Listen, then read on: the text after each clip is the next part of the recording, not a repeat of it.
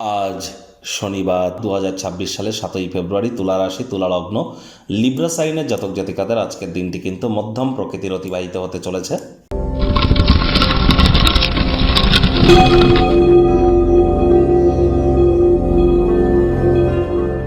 ভিডিওটির শুরুতেই স্ক্রিনে আপনারা দেখতে পাচ্ছেন শনি মহারাজের প্রণাম মন্ত্র।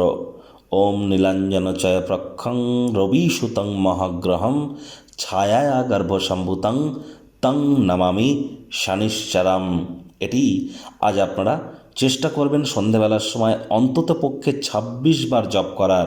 এটি আপনাদেরকে বহুলাংশ উপকৃত করবে। যদি না পারেন তাহলে 108 বার শনি মহারাজের বীজ মন্ত্র বা একাক্ষরী বীজ মন্ত্র ওম শ্যাম শনিশ্চরায় নমঃ, এটিও কিন্তু আপনারা জপ করতে পারেন, বহুলাংশ উপকৃত হবেন। তবে শনি মহারাজ তো কর্মফলদাতা, আর তিনি বর্তমানে নিজের নক্ষত্র উত্তর ভাদ্রপদ নক্ষত্রে গোচর করছেন। আর কর্মফলদাতা যেহেতু শনি মহারাজ, তাহলে এই তাবিজ কবচ মাদুলি পাথর শিকড় বাকড় এসব পরে কী হবে?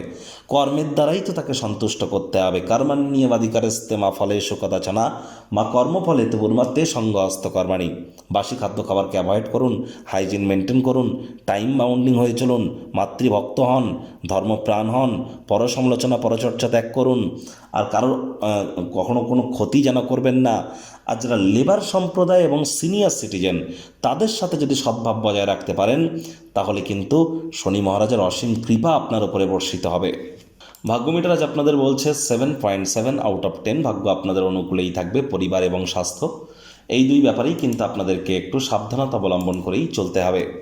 কায়িক পরিশ্রমের কারণে শরীরে ক্লান্তি আপনারা অনুভব করতেই পারেন। ওজন বুঝে ভোজন গ্রহণ করুন, রাস্তাঘাটে সাবধানে গাড়ি ঘোড়া চালান। ভাগ্যের উপর নির্ভর করবেন না, স্বাস্থ্যের ব্যাপারটা ভাগ্যের হাতে ছাড়বেন না। আলসেমি করলেই কিন্তু ক্ষতি। অর্থগত ব্যাপারে আয় ইনকাম বাড়বে। নতুন উদ্যোগ পরিকল্পনার পাশাপাশি নতুন নির্মাণ কার্যের শুরুয়াতও আজ করা যেতেই পারে।